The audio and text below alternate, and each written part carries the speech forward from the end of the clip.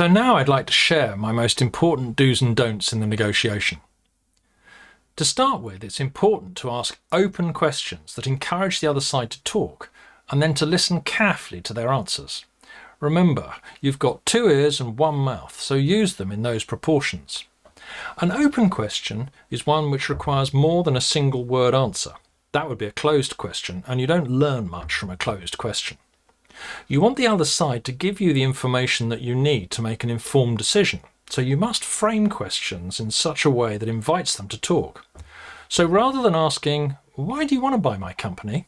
ask something like, "How badly do you want to buy my company, and what's your reasoning?" This forces them to think and to share. And it's their thinking which is really important for your decision making. So keep asking questions to get answers that you need rather than answers that you want. I'm reminded of a story my late father told me that demonstrates the power of listening. He was in military intelligence in the Middle East before World War II, and there was a person of interest that had disappeared. Each day my father would have coffee at a sidewalk cafe wearing civilian clothes, so that the locals got to know him and would come and chat. One of these was a groom at the polo club who mentioned in passing that he'd seen this person the previous day at the races in Damascus. My father hurried back to the office, and the individual was arrested 2 hours later.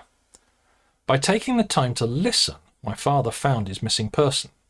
So, how often do we find ourselves waiting for people to shut up so that we can talk rather than really listening to what they say? Please don't start questions with the word why. Why is a very interesting word because it's actually confrontational. When you were a child, did your parents say to you, "Why did you break that?" Or "Why did you do this?" How did those questions make you feel? Did you get defensive? I did. And that's precisely why it's so important not to start a question with why. You don't want your buyer becoming defensive. Make sure that you really know your numbers, both the financial ones and the metrics for your business, the dashboard we've already mentioned.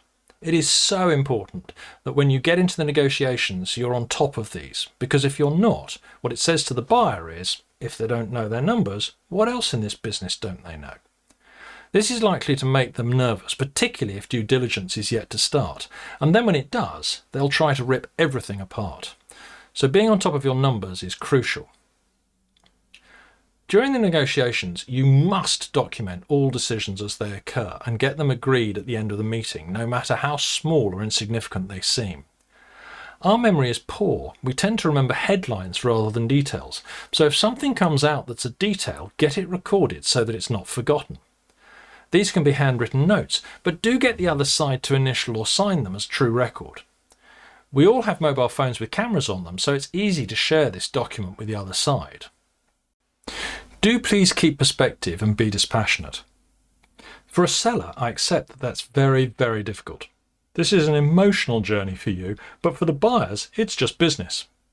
They're going to be cold and calculating. They're going to try and trip you up because A, they want to see what your reaction is, and B, they want to drive the price down. If you can remain calm and dispassionate, you'll find that negotiations go more smoothly and with less stress. The other side will quickly stop playing games once they realise that they're not going to get a reaction. Conversely, if they get one, they'll keep playing. But whatever you do, don't react negatively to things you don't like. If you do, you've just handed leverage to the buyer. Do please make the due diligence process easy. Nothing annoys a potential buyer more than struggling to get the data they've asked for in a timely manner. Do not tell your staff until absolutely necessary. When it comes to telling the world about your exit, it's vital that you control the narrative. If you tell people too early, there's a real risk that word could get out, which could damage your relationships with clients and suppliers. Your competitors would love to use this information to make mischief in your marketplace. Obviously, some staff are going to have to be told, particularly if you need their help, but make sure that you have 100% trust in them. If you do need to tell staff why a lot of strangers are suddenly wandering around the office or factory, I suggest saying that you're looking for investment to grow the company, which is a positive message and won't scare people who might fear they could lose their jobs. It's also pretty close to the truth, which helps. And finally, and to repeat what I said earlier, do not do the deal if it feels wrong. Given how important this decision is to your future wealth, be 100% sure that you're making the right decision. So here's the $64,000 question. How much is this exit process going to cost you?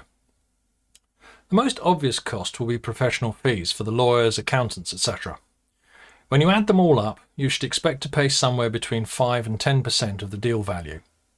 In my experience, it's unusual to be more than about 7.5%. It's quite likely that you're going to have to pay some capital gains tax. In the UK, you get entrepreneurs relief, so you only pay 10% on the first 1 million. After this, you'll pay tax at the prevailing rate. Of course, this is subject to change, bearing in mind that this video is being recorded in May 2021. No matter where you live, I'd recommend getting some professional tax planning advice. Something that's rarely considered as a cost is trust. If your team doesn't believe that this is the right deal for the business, you could lose its trust, and that trust certainly won't get transferred to the buyer. You also need to hang on to the trust of your suppliers and your customers. If that goes, you could lose them, which could have an undesirable knock-on effect on the deal, particularly if you're on an earn-out. Another major but hidden cost is time, the one thing that nobody factors in. This process takes a lot of effort over the 9 to 18 months duration, with all the thousands of emails, phone calls, preparation, due diligence, etc. And we all know time is money. If the deal completes, it's worth it, but what's the cost if it doesn't? It doesn't bear thinking about, does it? And then there's something called opportunity cost, a term that economists will recognise, which is when you factor in the cost of not doing the next best thing. So if you take all the time that you're investing in this, all the money that you're spending on professional fees and any other costs, what return would you get if you did something else? Would you have actually done better? The problem with opportunity cost is that you rarely know the answer. It's completely hypothetical and subjective, but it is something to bear in mind, particularly if you're not sure about a deal and you're thinking of walking away. So now we're at the point where you've done the deal. Now what? Well, obviously the first thing is to go out and celebrate. Congratulations, you've actually achieved something huge, something that very few people manage. But I'm afraid the work's not over yet. Even though you might have signed the deal, the chances are it's going to be embargoed, because the buyer wants to organise how they announce it to the world. So you can't tell a lot of people in the first instance. And more importantly, you need to be selling this deal to others. And the key people you're going to need to sell this to is to your staff. This is really hard to do on a personal level, as you've probably worked with many of these people for a number of years, and they quite possibly joined the company because of you and because of the culture that you set. There's that word again. So it can be very hard to do face-to-face, but it's really, really important that you do it face-to-face, because you need them to become ambassadors for the deal, not assassins.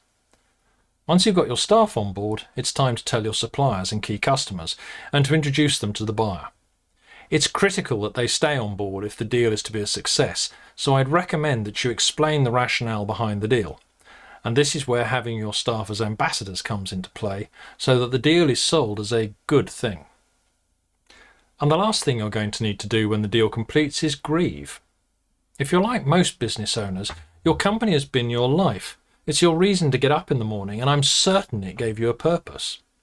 The chances are that post-deal you'll be leaving your pride and joy. This means your purpose has gone. It's no longer your baby. These are no longer your people. It probably won't hit you on day one, as you'll be too busy celebrating, but hit you it will, and when it does, you need to take time to grieve. Maybe go on that holiday you've been planning for ages but couldn't spare the time for, or take up a new hobby. You'll need something to absorb the energy that you used to put into your company. Trust me, I've been there. So if you follow most of the pointers I've given you here, I guarantee that you will exit stage left smiling. Thank you for joining me. Hopefully this talk has prepared you to avoid the common mistakes made by so many owners when selling their company. A large part of my mentoring practice is preparing clients for an exit. So to get a flavour of what enhancing clarity can do for you, visit my website at philipdelisle.com. There's a link in the description box below, along with links to my 2 other talks in this series on how to buy a company and getting investment ready. Finally, if this talk's been helpful, please click the like button so that I know. And if you've got any questions or suggestions of what you want to see in future videos, let me know in the comments. Thank you for watching.